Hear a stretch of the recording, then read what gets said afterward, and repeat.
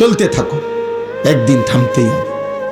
একদিন পৃথিবীর বাস্তবতা এটা, হয় মৃত্যু, নয় বার্ধক্য, নয় অসুস্থ, তোমারে থামায় দিবে। মৃত্যু এসে তোমারে থামাবেই, বৃদ্ধ বার্ধক্য আইসা তোমাকে থামাবেই, হয়তো কোনো বিপদ অ্যাক্সিডেন্ট তোমারে থামাই দিবে। একদিন শুনবা শরীরে এমন রোগ বাসা বাঁধছে। আজকে এক ভাই আমার লগে দেখা করছে, কইছে হুজুর আমি একটা মিনিট আপনার সাথে কথা কইতে চাই। আমি চিনতাম তাকে, মোটরসাইকেল চালাইতো, ব্যবসা করত, সারাটা ক্যান্টনমেন্ট ঘুরত, সারাদিন পরিশ্রম করত। উনি ভালো মানুষ, এমন আমার সাথে এক মিনিট দেখা করতে দাঁড়াইছিল। আমি ভুলে গেছি, আবার গাড়ি ঘুরাইয়া ওনার সামনে গেছি। বললাম কি সে ভাই? কয় চেহারাটার দিকে তাকাইয়া বলল যে হুজুর আমি মনে হয় আর বেশি দিন বাঁচব না, আমার এমন মারাত্মক রোগ হয়েছে যে আর বেশি। উনি একটা কাগজ দিছে, আমার ছেলে মেয়েগুলোর নাম আপনার কাছে দিলাম, আপনি একটু দোয়া করেন। বলছে আমার মেয়েটা একটু বড় হয়ে গেছে, বড় হয়েছে, আপনি যদি পারেন হুজুর একটা কোনোদিন আমি যদি নাও থাকি, না বাঁচি, আমার মেয়েটার জন্য একটা ভালো ছেলে দেখেন। আমি তাকাইয়ে রইলাম। এই জন্য দোস্ত থামাই দিবে তোমারে। প্রতিদিন কেউ না কেউ থেমে যাচ্ছে, অনেক আনন্দ, অনেক হাসি, অনেক ফুর্তি, অনেক সুস্থতা থেমে যাচ্ছে। তুমিও থেমে যাইবা।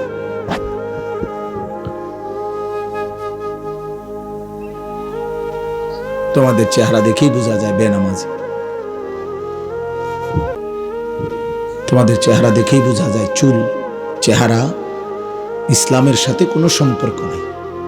কোনো অসৎ লোক তোমাদের বন্ধু, হয় মোবাইলের মাধ্যমে নয়তো বাস্তবতায়। ফাসতামিউ লাহু ওয়া আনসিতু। কোরআনুল কারীমের মধ্যে আল্লাহ তাআলা বলছেন আমার কালাম যখন পড়া হয় তোমরা মনোযোগ দিয়ে শোনো এবং চুপ থাকো, লাআল্লাকুম তুরহামুন। এতে করে অবশ্যই তোমাদের উপরে রহমত বর্ষিত হবে। এই জন্য কিশোর নওজোয়ান তোমাদেরকেও বলছি ভাই, ছোট বয়সে গুনার মাত্রা বাড়ায়ও না, কম বয়সে বেয়াদবি বেশি করো না, সাবধান। না শুনলে প্রথমেই সিদ্ধান্ত নিবা যে আমি শুনবো না, তাহলে কোনো পাপ নাই। শোনো নাই, তোমার ব্যস্ততা থাকতে পারে, ক্লান্তি থাকতে পারে, তুমি আসোই নাই, এতে কোনো অসুবিধা নেই। এই গ্রামের সবাই এখন এই মুহূর্তে ওয়াজ শুনতে হবে, এটা কোনো ফরজে আইন না, এটা কোনো বাধ্যতামূলক আইন না যে আপনারা কেউ ঘুমাইতে পারবেন না, আপনারা এখন বাধ্যতামূলক ওয়াজ শুনতে হবে, এমন জরুরি না। কিন্তু এই যে আয়শা উপস্থিত হয়ে খামখেয়ালি করা, ঠাট্টা মস্কারি, বুট বাদাম, চটপটি, হাসি মজাক, ফাইজলামি বান্দ্রামি, এটা কিন্তু অনেক বড় অপরাধ। অত্যন্ত সুকৌশলে, কৌশল করে এই ইবলিস শয়তান আমাদের এই মাহফিলগুলোর ভিতরে বুট ঢুকাইছে, বাদাম ঢুকাইছে, অথচ এর সাথে কোনো সম্পৃক্ততা নেই। এটা রীতিমতো আল্লাহর কোরআনকে এক ধরনের অপমান করে। তোমরা একজন ছোট ছেলেই ভাবো, দেখো কোনো প্রাইমারি স্কুলের বাচ্চারা ক্লাস 1-এ পড়ে, সেও তো তার টিচার যখন কথা বলে পড়ায় তখন তো সে বুট বাদাম খায় না।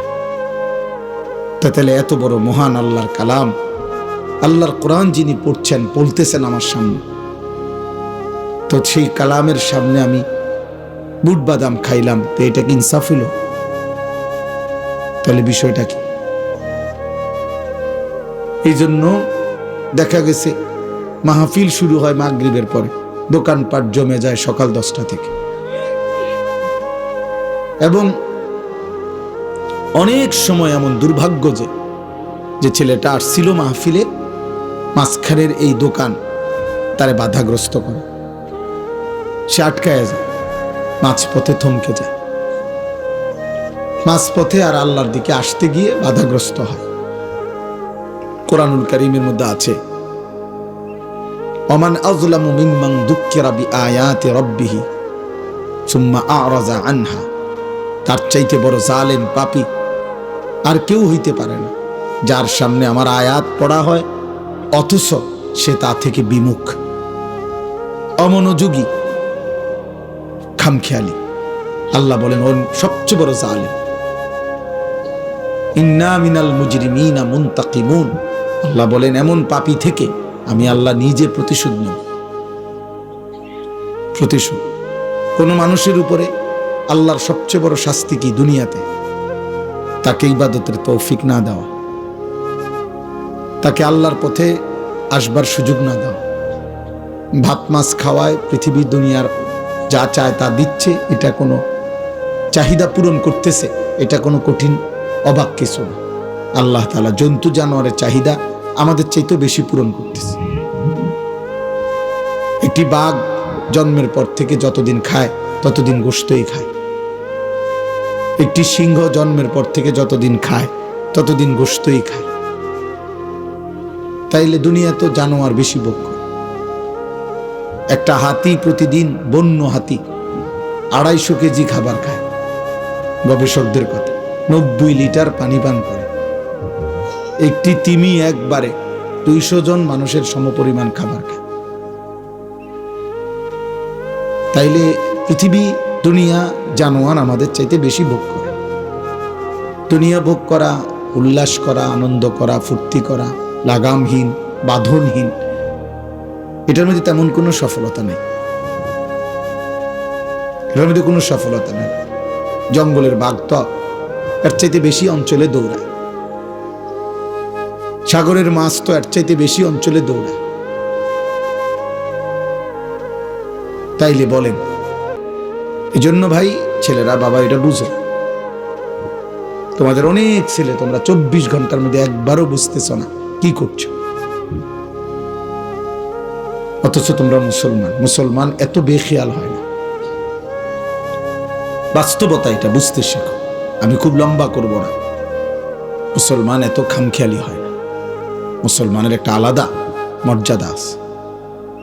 আল্লাহ যাকে ইসলামের মতো দৌলত দিয়েছেন, ইমানের মতো সম্পদ দিয়েছেন, কালেমার মতো নিয়ামত দিয়েছেন, যে আল্লাহর নাম জানে, নবীর নাম জানে, যে লা ইলাহা ইল্লাল্লাহ পড়তে পারে, মুহাম্মাদুর রাসূলুল্লাহ বলতে পারে, আসমানের নিচে জমিনের উপরে আল্লাহ তাআলা তাকে সর্বশ্রেষ্ঠ নিয়ামত দিয়েছে।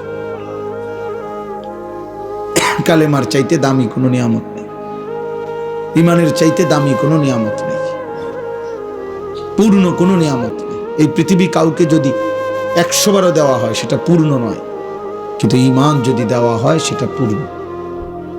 কোরআন শরীফে আল্লাহ বলছে পরিপূর্ণ নিয়ামত কি? ঈমান। পরিপূর্ণ নিয়ামত কালেমা। পরিপূর্ণ নিয়ামত লা ইলাহা ইল্লাল্লাহ। এজন্য আল্লাহ যাকে ঈমান দিয়েছেন তাকে আল্লাহই দিয়েছেন, পছন্দ করেই দিয়েছেন। আল্লাহ যাকে ঈমান দেন নাই তার জন্য ঈমান নবীগণ পর্যন্ত চেয়েও নিতে পারেনি, পারে নাই। একটা ছেলে হলেও বুঝো, একজনই।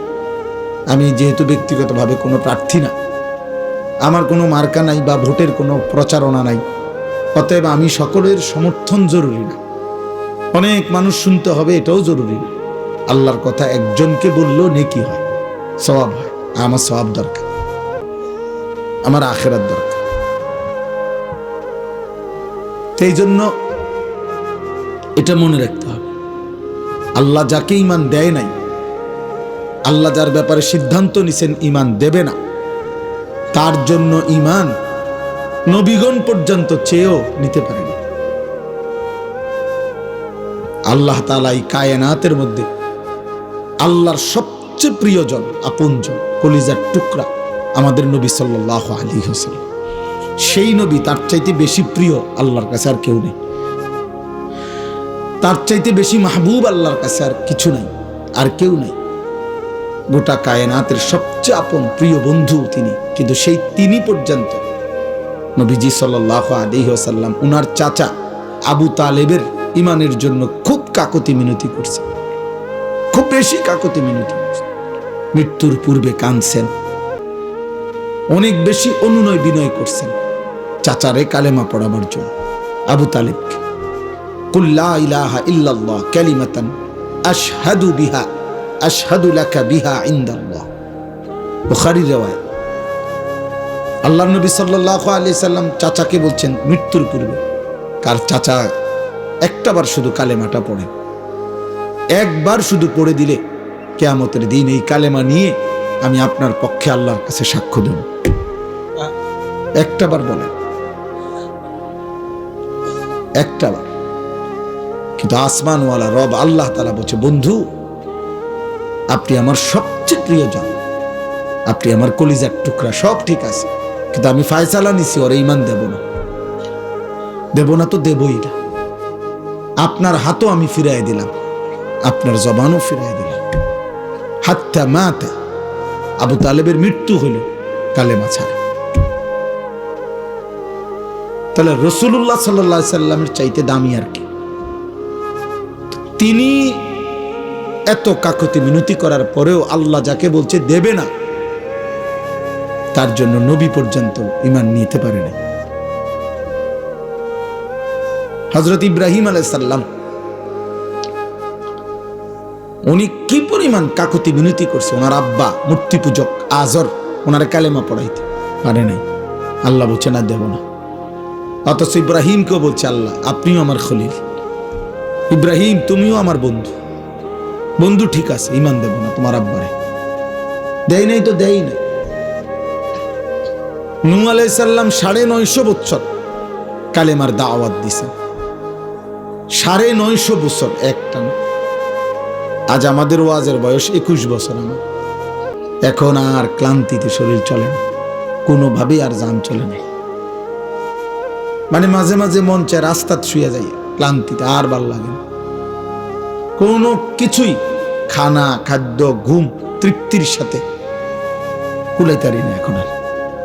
এই 21 বছরেই কোমর ব্যথা হয়ে গেছে, এই 21 বছরেই চোখে ছোট লেখা কম দেখি, এই 21 বছরে গলায় ভীষণ, আমার গলায় এই পর্যন্ত 2বার অপারেশন হয়েছে, পূর্ণ অপারেশন। আমার গলায় 2বার অপারেশন করছি আমি। প্রতিদিন রাত্রে ট্যাবলেট খাই এই গলার জন্য, প্রেশারের জন্য, প্রত্যেক দিন। তাইলে ভাই 950 বছর এবার যিনি দিবা নিশি আল্লাহর কথা বলছে, কি মেহনত করছেন, কি ধৈর্য আল্লাহ ওনারে দিছেন, কি পরিমাণ সবর উনি করছে। 950 বছর কি খামখেয়ালি কথা? কিন্তু 950 বছরের সেই নবী নূহকে পর্যন্ত আল্লাহ বলছে, নূহ তোমার সন্তান কেনান, ওর ঈমান দেব না। হযরত নূহ আলাইহিস সালাম যখন ছেলেটা পানিতে ডুবে যাচ্ছে, কোরআন শরীফে আছে, ছেলেটা হাবুডুবু খাইতেছে ওই তুফানের পানিতে, তখন ওই নূহ আলাইহিস সালাম হাত উঠে আল্লাহরে বলছে, আল্লাহ ওটা আমার ছেলে, আমার বংশধর। আল্লাহ বলছে না, হাতটা মাফ করবো, ওকে ঈমান দেব না। 950 বছরের নবীকে পর্যন্ত আল্লাহ ফেরত দিছে, দেয় নাই ঈমান। ছেলেটা ডুবে গেছে। জন্য প্রিয় ছেলে, বাবা তোমার জন্য ইসলাম আটকাবে না, তোমাদের জন্য ঈমান আটকাবে না, আল্লাহর দ্বীন বিজয়ের আটকাবে না, কিছুই আটকাবে না। কিন্তু তোমরা বুঝো নাই অনেকে যে ঈমান কত বড় সম্পদ, মুসলিম পরিচয় কত বড় নিয়ামত। ইচ্ছা করে আল্লাহর দেওয়া দান তোমার হাতে দিছিল, তুমি ফেলে দিলে। তুমি চুল, চেহারা, লিবাস, পোশাক, আখলাক, চরিত্র, অসভ্যতা, নোংরামি, উলঙ্গতা, বেহায়াপনা, জিনা, বেবিচার, মদ, জুয়া, অশ্লীল ছবি, নারী, এক ওয়াক্ত নামাজ না পড়ে সেজদাবিহীন চেহারা দিয়ে তুমি প্রত্যাখ্যান করলে, আল্লাহকে ফিরাই দিলা। তোমার কালেমা তুমি নাও। তুমি দিলা কেন আমার মুসলমান পরিচয়? আমার এটা ভাল লাগে না। বেঈমান আমার পছন্দ, মুশরিক আমার পছন্দ, সিনেমার নর্তকী আমার পছন্দ। মনে রাখো আব্বা, কোরআনুল কারীমের মধ্যে আল্লাহ তাআলা স্পষ্ট ফয়সালা দিয়েছে। আল্লাহ তাআলা বলছেন, পরিষ্কার আল্লাহর সিদ্ধান্ত,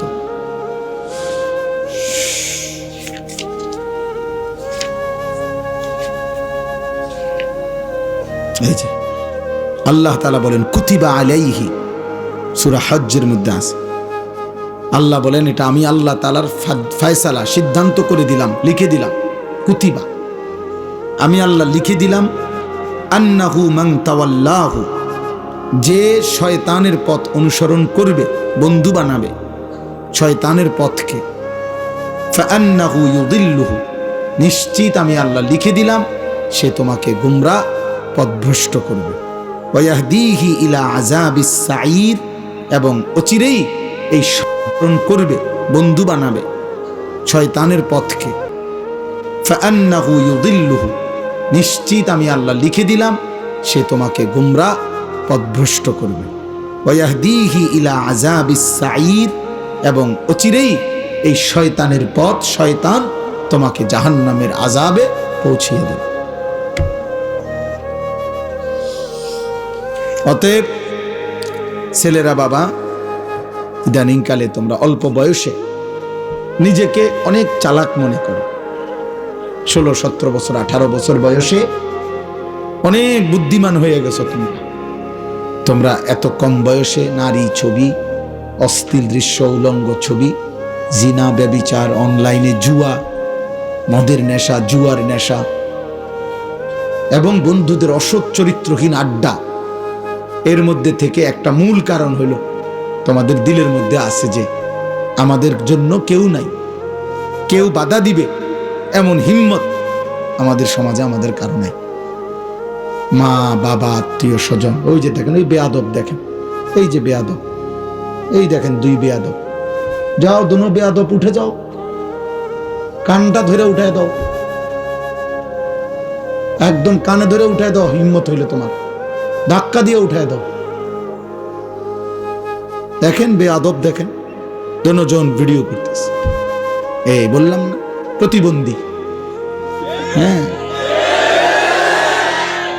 এখন লজ্জা পাইছুনি? দেখো এখন যে সবাই ঠিক কইছে, ভাল লাগছে কিনা দেখো, হাসে দেখেন। আস্তাগফিরুল্লাহ, আস্তাগফিরুল্লাহ, ব্রেইনে কাজ করে না। হ্যাঁ বাবা, জানো না তোমরা, হয়তো কেউ বুঝাইয়াও বলবে না তোমাদের। সমাজ তাকায় তাকায় দেখতেছে তোমাদের অধপতন। নদীটা ভাঙ্গা যাইতেছে, পাহাড়টা গলে যাইতেছে, ভবনটা ধসে পড়তেছে, মুসলমানের একটা সন্তান 16 বছরের নষ্ট হয়ে যাচ্ছে। এই সমাজ তাকায় তাকায় দেখতেছে। মুসলমানের একটা 18 বছরের ছেলে চরিত্রহীন হইতে হইতে পচে যাচ্ছে। এই সমাজ তাকায় তাকায় দেখতে। বাবা, আমার চোখের সামনে ছেলেটা নষ্ট হয়ে যাইতেছে, কারো হিম্মত নেই, কারো চুল রাখছো এমন বেঈমানের মতো, এমন গাদ্দার, এমন সন্ত্রাসী, এমন চাঁদাবাজ, এমন দুষ্ট শয়তানের মতো যে এই সমাজের কারো হিম্মত নাই তোম করে বলবে। কারণ চুল দেখলেই তো ভয় হয় যে এটা জঙ্গলি জানোয়ার নাকি মানুষ। চলো আব্বা, মনে রাখো, চলতে থাকো, একদিন থামতেই হবে। একদিন পৃথিবীর বাস্তবতা এটা, হয় মৃত্যু, নয় বার্ধক্য, নয় অসুস্থ, তোমারে থামায় দেবে। মৃত্যু এসে তোমারে থামাবেই, বৃদ্ধ বার্ধক্য আইসা তোমাকে থামাবেই, হয়তো কোনো বিপদ, অ্যাক্সিডেন্ট তোমারে থামায় দেবে। একদিন শুনবা শরীরে এমন রোগ বাসা বাঁধছে। আজকে এক ভাই আমার লগে দেখা করছে, কইছে হুজুর আমি 1 মিনিট আপনার সাথে কথা কইতে চাই। আমি চিনতাম তাকে, মোটরসাইকেল চালাইতো, ব্যবসা করত, সারাটা ক্যান্টনমেন্ট ঘুরত, সারাদিন পরিশ্রম করত। উনি ভালো মানুষ, আমার সাথে 1 মিনিট দেখা করতে দাঁড়াইছিল। আমি ভুলে গেছি, আবার গাড়ি ঘুরাইয়া ওনার সামনে গেছি। বললাম কি সে ভাই? কয় চেহারাটার দিকে তাকাইয়া বলল যে হুজুর আমি মনে হয় আর বেশি দিন বাঁচবো না, আমার এমন মারাত্মক রোগ হয়েছে যে আর বেশি। উনি একটা কাগজ দিছে, আমার ছেলে মেয়েগুলোর নাম আপনার কাছে দিলাম, আপনি একটু দোয়া করেন। বলছে আমার মেয়েটা একটু বড় হয়ে গেছে, বড় হয়েছে, আপনি যদি পারেন হুজুর একটা কোনোদিন আমি যদি নাও থাকি, না বাঁচি, আমার মেয়েটার জন্য একটা ভালো ছেলে দেখে। আমি তাকাই রইলাম। এই জন্য দোস্ত থামাই দিবে তোমারে। প্রতিদিন কেউ না কেউ থেমে যাচ্ছে। অনেক আনন্দ, অনেক হাসি, অনেক ফুর্তি, অনেক সুস্থতা থেমে যাচ্ছে। তুমিও থেমে যাইবা।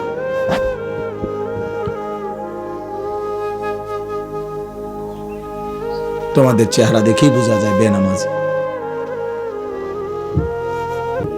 তোমাদের চেহারা দেখেই বোঝা যায় চুল, চেহারা ইসলামের সাথে কোনো সম্পর্ক নেই। কোনো অসৎ লোক তোমাদের বন্ধু, হয় মোবাইলের মাধ্যমে নয়তো বাস্তবতায়। চিল্লাও কেন, হে হে করলে কি হবে? মানে এরকম করতেছ যে কি বুঝাইতে চাচ্ছ? কাকে বলতেছ? কাকে বলতেছ? চিল্লাচ্ছ কেন? যারা চিল্লাইতেছ তারা কি জোনায়েদ বাগদাদি যারা, তারা নাকি পাগল, মানে মাতাল আর কি। মানে করছে এটা কইলে তো হুজুরে কইব হয় ঠিক। আহাম্মক, কি বলতেছ? বুঝতেছ কিছু? কেন চিৎকার দিচ্ছ? বুঝো কিছু বেটা? আমি কি তোমার সমর্থনের জন্য আসছি নাকি বেটা? তুই ভোটে দাঁড়াইছি নাকি? আমি তোমারে মনে করাইতে আসছি। আমি তোমাকে মনে করাইতে আসছি বাবা, তোমার আপন কেউ নাই। স্বার্থপর দুনিয়া তোমারে ভুলে গেছে। যদি মনে থাকতো কারো, তাহলে তোমার বাবার চোখে পানি পড়তো, তোমার মায়ের চোখে পানি পড়তো, তোমার বড় ভাই আপন জনদের চোখে পানি পড়তো যে আমাদের ছেলেটা, আমাদের নাতিটা, আমাদের ভাইটা, আমাগো ভাগিনাটা এমন কেন? আমার এই ছোট ভাই যে বয়ান করছে, প্রয়োজনে তারা এখন ডাইকা আনো, জিজ্ঞাসা করো। এক ছোট ভাই, আপন ভাইকে আমি সন্তানের মতো হাতে ধরে রাখছিলাম আজীবন।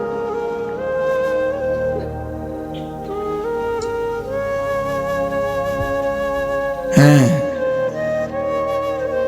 জীবন চলার পথে নজর রাখছে আমার বড় ভাই আলহাজ হজরত মাওলানা মাহবুবুর রহমান আশরাফি, এই যে চান্দিনা আলামিন কামিল মাদ্রাসার এখন ভারপ্রাপ্ত প্রিন্সিপাল, তো আমার আপন বড় ভাই।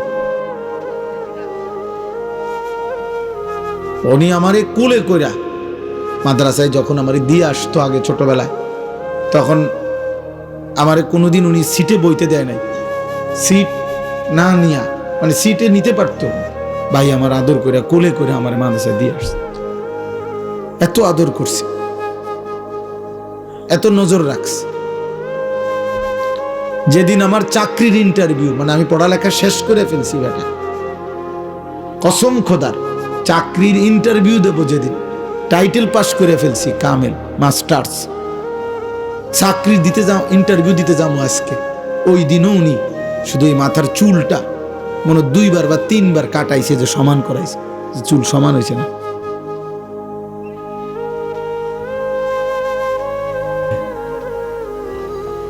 এত সোজা না আব্বা, জীবন অনেক লম্বা। মানুষের জীবনের কোনো শেষ নাই। মৃত্যু মানে শেষ, মানুষ কখনো শেষ হয় না, কোনোদিন শেষ হবে না মানুষের। যার একবার জন্ম হয়েছে তার আর শেষ নাই, মৃত্যু আছে, শেষ নেই। মৃত্যু আর শেষ এক কথা না। তার মৃত্যু হয়েছে ঠিক, এটা সঠিক, কিন্তু মৃত্যু মানে স্থানান্তর। এবার সে কবরে গেছে, কবর মানেও শেষ না। এবার সে আবার হাসরের ময়দানে উঠবে, হাসরের ময়দানও শেষ না। এবার সে মিজানের পাল্লার সামনে ওজনের জন্য যাবে, এখানেও শেষ না। এবার সে ফুলসিরাত পার হইতে হবে, এখানেও শেষ না। হয় তাকে জান্নাতে যেতে হবে, না জাহান্নামে যেতে হবে। জান্নাতেও চিরস্থায়ী, জাহান্নামেও চিরস্থায়ী, তাইলে শেষ হলো কই?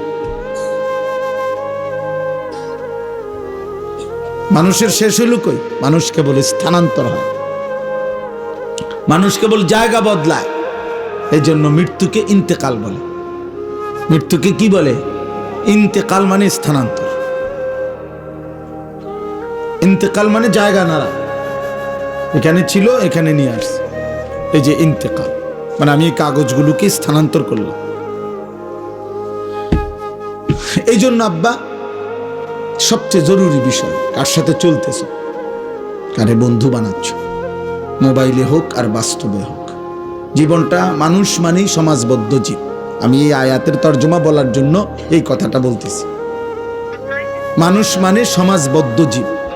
মানুষ একাকী থাকতে, বেঁচে থাকাকালীন, কবরে তো একাকী থাকবেই, ঠিক আছে, কিন্তু দুনিয়াতে মানুষ যখন মানুষ বেঁচে আছে, সুস্থ হায়াত আছে, একাকিত্ব মানুষ পছন্দ করে না, একা থাকতে চায় না।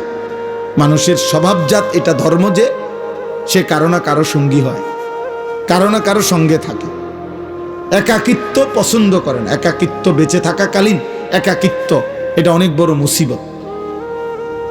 কয়েক বছর আগে, 5-7 বছর আগে একবার এক বড় শিল্পপতি পত্রিকায় সবখানে অনলাইনে আসছিল যে উনি হাজার হাজার কোটি টাকার মালিক, কিন্তু পরিবারের সবাই তার থেকে বিচ্ছিন্ন হয়ে যাওয়ার কারণে একাকিত্বের যন্ত্রণায় লাইভে একেবারে প্রকাশ্যে নিজের মাথার মধ্যে নিজেই পিস্তল দিয়া গুলি করে নিজেকে নিজে হত্যা করছে।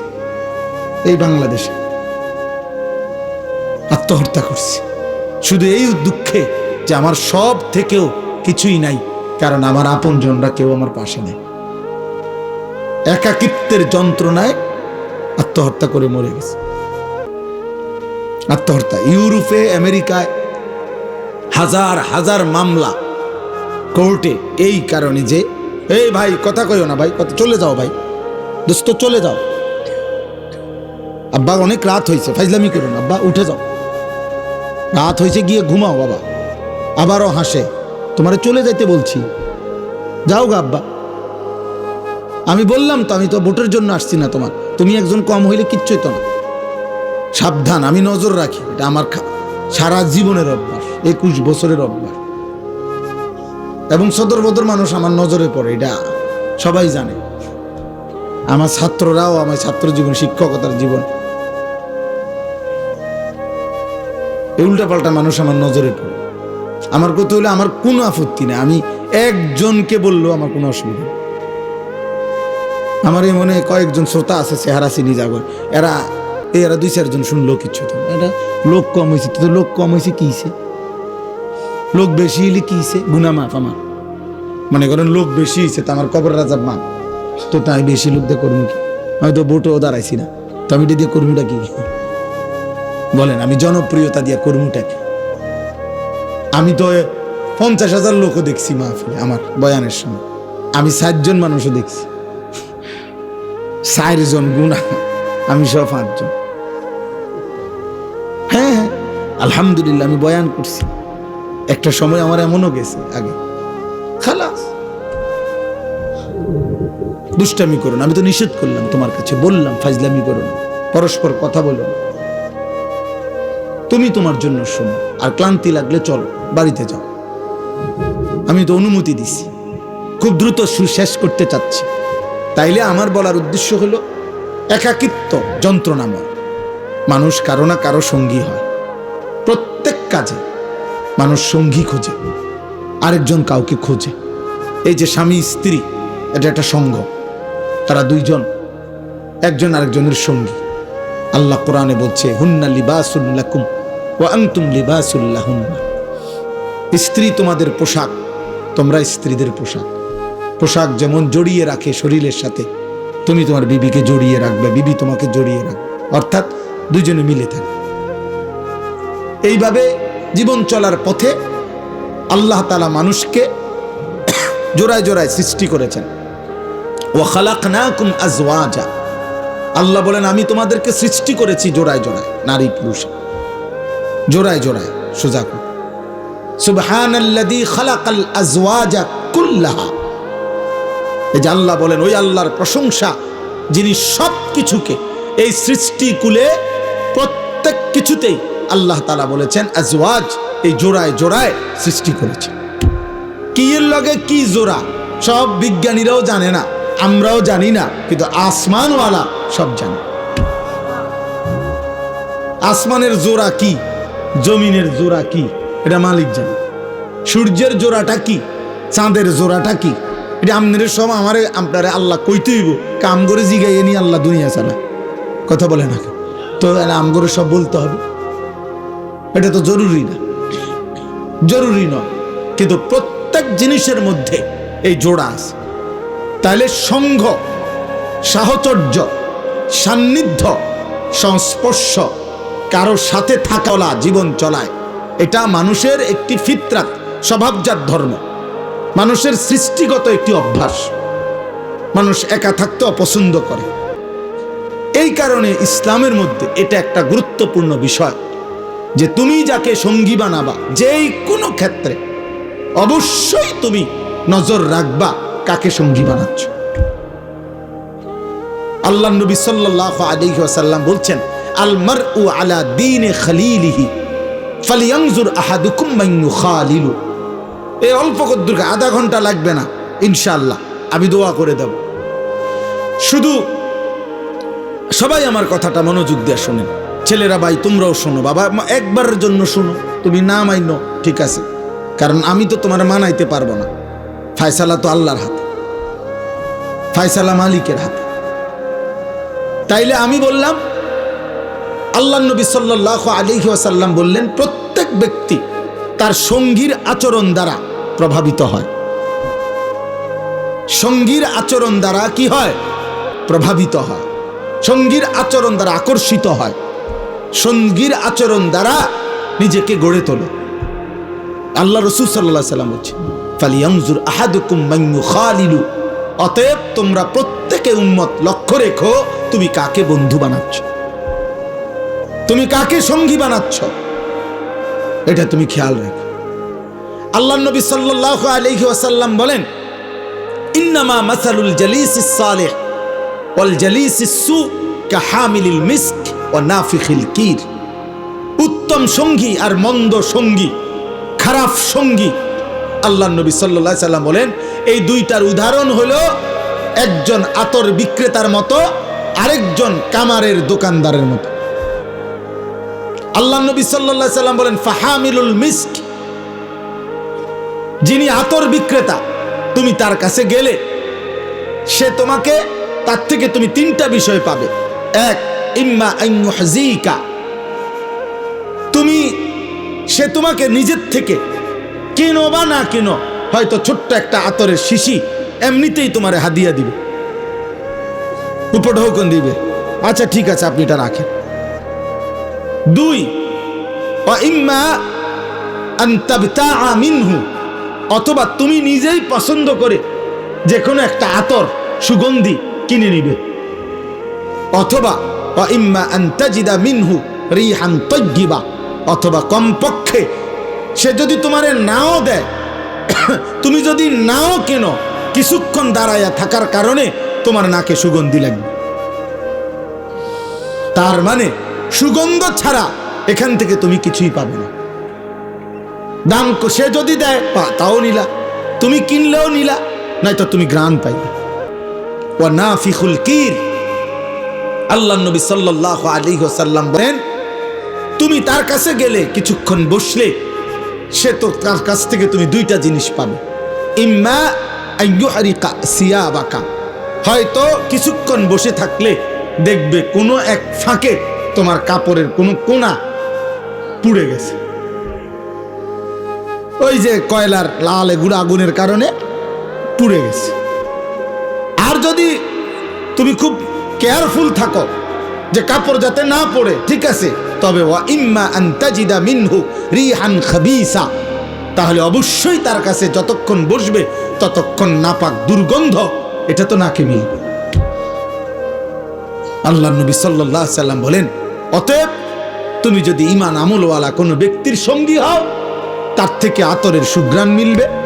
তুমি যদি কোনো ফাসেক, ফুচ্চার, পাপী, অসভ্য, চরিত্রহীন, লম্পট, মদখোর, গাঁজাখোর, নেশাখোর, চরিত্রহীন, আল্লাহর নাফরমান, নামাজ নাই, সেজদা নাই, বন্দিগি নাই, আল্লাহ নাই, রাসূল নাই, তো তুমি তার কাছ থেকে তোমার জীবনটা হয় সে নষ্ট করবে, আর নাই তো দুর্গন্ধ ছাড়া, অশ্রাব্য কথা ছাড়া, গালিগালাজ, বিশ্রী, অসভ্য কথা ছাড়া আর কিছু মিলবে না। অসংখ্য যুবক তোমরা, আমরা জানি বাবা, অসংখ্য যুবক তোমরা এক বয়সী যখন একত্র হও, নারীকে কেন্দ্র করে অশ্লীল ছবি দেখতে দেখতে, উলঙ্গ ছবি দেখতে দেখতে তোমরা এমন বিশ্রী কথাবার্তা নিজেদের মধ্যে বলো যা কোনো কুত্তাও বলে না। যদি কুত্তার জবান থাকতো তো কুত্তাও বলতো। মুসলমানের বাচ্চা এত নিকৃষ্ট কথা বলে, এত জঘন্য কল্পনা করে, হ্যাঁ এমন অশ্রাব্য কথা বলে। তো আল্লাহ নবী সাল্লাল্লাহু আলাইহি সাল্লামের জন্য বলছেন উত্তম সংঘ এটা গুরুত্বপূর্ণ। এবার আসেন 3 নম্বর হাদিস। আল্লাহ নবী সাল্লাল্লাহু আলাইহি সাল্লাম বলেছেন লা তুসাহিব ইল্লা মুমিনান, যে ঈমানদার নয় তুমি তাকে বন্ধু বানায়ো না। নবীজি বলছেন ওয়ালা ইয়াকুল মালাকা ইল্লা তাকিয়ুন, ভালোবেসে মহব্বত করে মুত্তাকি আল্লাহ ভীরু ব্যক্তি কাউকে তোমার সম্পদ থেকে কানা করিও খাওয়াইও না। বিপদে ফইরা, সাফে ফইরা, অথবা পারিপার্শ্বিকতার কারণে যদি নিরুপায় হইয়া কোনো কারণে 20-50 টাকা খাওয়াইতে হয়, খাওয়াইলা, কিন্তু কলিজার মধ্যে ভালোবাসা নিয়া কোনো ফাসিক, কোনো নাফরমান, কোনো পাপী আল্লাহর দুশমনকে তুমি এক কড়া, এক লোকমা খাবার দিও না। আল্লাহ রাসূল নিষেধ করছে। হ্যাঁ, সরকারি ভাবে জেলখানার আসামিকেও তো খানা দেওয়া হয়, কিন্তু পছন্দের সাথে না। ফাঁসির দণ্ডপ্রাপ্ত আসামিকেও খানা দেওয়া হয়, কিন্তু সেটা তো মহব্বতের সাথে না। এরকম আর কি। তো এই জন্য আল্লাহ নবী সাল্লাল্লাহু আলাইহি সাল্লামের এই 3টা হাদিসের আলোকে এবার আমি শেষ আয়াতের তর্জমাটা বুঝাইতে চাই যে এই আয়াতগুলো যেগুলো আমি পড়ছি কোরআনুল কারীমের 19 নম্বর পারা 25 নম্বর সূরা, সূরায়ে ফুরকান। এই ফুরকান, এই সূরার মধ্যে এই কথাটাই মূলত এই আয়াতগুলোতে আছে। কিয়ামতের দিন হাসরের ময়দানে প্রত্যেক নাফরমান পাপী ব্যক্তি, খুদার কসম আল্লাহ বলছে, অগণিত অসংখ্য পাপী নাফরমান ব্যক্তি হাসরের ময়দানে নিজেদের আঙ্গুল এইভাবে দাঁত দিয়া কামড়াইতে কামড়াইতে আফসোস করতে করতে দুনিয়ার যেই সমস্ত বন্ধু সঙ্গী যাদের কারণে সে গুনাহ আর পাপ আর অসভ্যতার চরিত্রহীনতা, আল্লাহর নাফরমানি আর আল্লাহর অবাধ্যতা করেছিল, ওদের নাম স্মরণ করে করে আফসোস করবে, আফসোস করবে, আর বারবার বলবে, হায় যদি রাসূলের কথা শুনতাম, যদি আল্লাহর কথা শুনতাম, যদি নেককার মানুষের সঙ্গী হতাম, যদি আল্লাহর প্রিয় বান্দাদের কথা শুনতাম। মক্কার কুরাইশদের একজন বড় সর্দার ছিল উকবা ইবনে আবি মুআইত, কুরাইশ কাফের। এই কাফের একদিন অনেক মেহমানকে দাওয়াত দিছিল, তার অভ্যাস ছিল সে মেহমানদারি করত। তো নবীজিকেও দাওয়াত দিছে। নবীজি যখন তার বাড়িতে আসছে, আল্লাহ নবী সাল্লাল্লাহু আলাইহি সাল্লাম তখন খাইতে বসে হাত ধুইতেছিলেন না, খাবার নিচ্ছেন না। তখন উকবা ইবনে আবি মুআইত সে বলছে, মুহাম্মদ তুমি খাবার নিচ্ছ না কেন? তখন আল্লাহ নবী বললেন, চাচা আমি ততক্ষণ পর্যন্ত আপনার খাবার নেব না যতক্ষণ না আপনি আমার কালেমা না পড়বেন। তো উকবা ইবনে আবি মুআইত সে মনে মনে ভাবল, এখন যদি আমি কালেমা না পড়ি আর মুহাম্মদ যদি আমার ঘর থেকে না খেয়ে মেহমান ফিরে যায়, তাহলে এটা গোটা আরবের মধ্যে নিন্দা হবে, মানুষের মধ্যে কুৎসা রটনা হবে যে উকবার বাড়ি থেকে মেহমান না খাইয়া চলে গেছে। আরব দেশের মানুষ মেহমানদারি যুগ যুগ ধরে তাদের ঐতিহ্য ছিল, মেহমানকে ফিরাইয়া দেওয়া তারা খুব লজ্জা মনে করত, ভীষণ লজ্জা। এখনো আমরা এই মক্কা মদিনায়, আমরাও হজ উমরায় দেখছি বারবার আরবীয় মানুষের মধ্যে মেহমান নামাজি খুব বেশি, মেহমানদারি। তো উকবা চিন্তা করছে, মুহাম্মদ তো মেহমান আমার, ফিরে যাবে না খাইয়া, আর এটা তো লজ্জার বিষয়। এই জন্য আল্লাহ নবী সাল্লাল্লাহু আলাইহি সাল্লামকে খাওয়াইবার লাইগা কালেমা পড়ে ফেলছে, কালেমা পড়ছে আর কি। নবীজি খাইছেন, এই জন্য আল্লাহ নবী সাল্লাল্লাহু আলাইহি সাল্লামকে খাওয়াইবার লাইগা কালেমা পড়ে ফেলছে, কালেমা পড়ছে আর কি। নবীজি খাইছেন। তো নবীজি খাওয়ার পরে নবীজি সাল্লাল্লাহু আলাইহি সাল্লাম যখন চলে গেলেন, তখন এই উকবা ইবনে আবি মুআইতের বন্ধু উবাই ইবনে খালফ, উবাই, এই কাফের সর্দার আরেকটা বেঈমান, এই বেঈমানে তারে ধরছে যাইতা। দোস্ত, আজ এতদিনের সম্পর্ক, বন্ধুত্ব, সেই ছোট্টবেলার থেকে আমরা একসাথে বড় হইলাম, আমরা তোমার সাথে চলি ফিরি। লাকাদ সাবাআতা, তুমি আজ ধর্ম ত্যাগ করলা, তুমি আমাদের বাপদাদার মুখে চুনকালি দিয়া দিলা। আমরা এতদিনের বন্ধুত্ব, একসাথে চলি ফিরি, একসাথে মদ খাই, জুয়া খেলি, একসাথে নাচি গাই, ফুর্তি করি, একসাথে জিনা করি, ব্যভিচার করি, অসভ্যতার সব আমরা একসাথে করি। আজ কথা নাই, বার্তা নাই, মুহাম্মদের কালেমা পড়ে ফেললা। উকবা ইবনে আবি মুআইদ বলল, তোমরা তো দেখছো, সে যদি না খেয়ে যেত তাহলে তো আমার বেইজ্জতি, মেহমান আমার ঘর থেকে ফিরে গেছে, এই জন্য আমি না পারতে কালেমা পড়ছি। উবাই ইবনে খালফ, এই সে তখন তাফসিরে আছে, সব তাফসিরে এটা আছে, সে তখন বলছে, উকবা, তাহলে যদি আমাদের মধ্যে বন্ধুত্ব থাকতে হয়, এই বন্ধুত্বের দাবি নিয়ে বলতেছি, তুমি যতক্ষণ পর্যন্ত মুহাম্মদের কালেমা মুহাম্মদের কাছে ছুড়ে না দিয়ে আসবা, প্রত্যাখ্যান না করবা, আমাদের বন্ধুত্ব থাকবে না। নাউজুবিল্লাহ। তখন উকবা বলছে, তাহলে আমারে কি করতে হবে দোস্ত? বলছে, মুহাম্মদ এখন যাইবা, যে অবস্থায় আছে ওই অবস্থায় নাউজুবিল্লাহ তার কপালে থুতু দিয়া তার কালেমা তারে ফেরত দিবে। আল্লাহর কসম ভাইয়া, বাবা, এই বেঈমান, আহা, এই বন্ধুর খপ্পরে পড়ে, এই বন্ধু নামের এই শয়তানের খপ্পরে পড়ে এই বেঈমান তো কালেমা পড়ে ফেলছিল, কিন্তু সে গিয়া আল্লাহ নবী সাল্লাল্লাহু আলাইহি সাল্লাম তাফসিরে আছে, তখন কাবা শরীফের পাশে নবীজি তখন নামাজের সেজদা দিছেন, সেজদারত অবস্থায় নবীজিকে সে থুতু মেরে নবীর কালেমা নবীকে ফেরত দিস।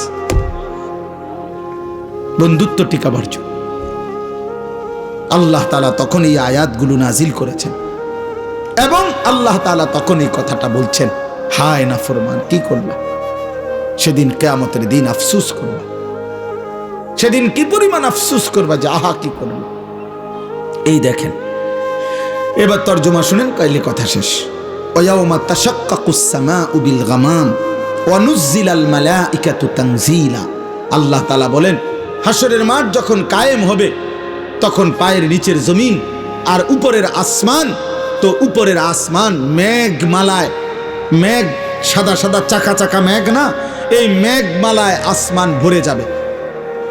আর এই মেঘের ভিতর থেকে হাসরবাসীরা, মানুষরা সবাই তাকিয়ে দেখবে, অনুজ্জিলাল মালাইকাতু তানজিলা, কোটি কোটি ফেরেশতা মেঘ ভেদ করে যেন আসমান থেকে জমিনে নামতেছে, হাসরের মাঠে নামতেছে। প্রত্যেকে এই মানুষগুলোর আমলনামা হাতে নিয়ে আল্লাহ তাআলার সামনে এসে পুরা হাসরের মাঠে অবস্থান করবে।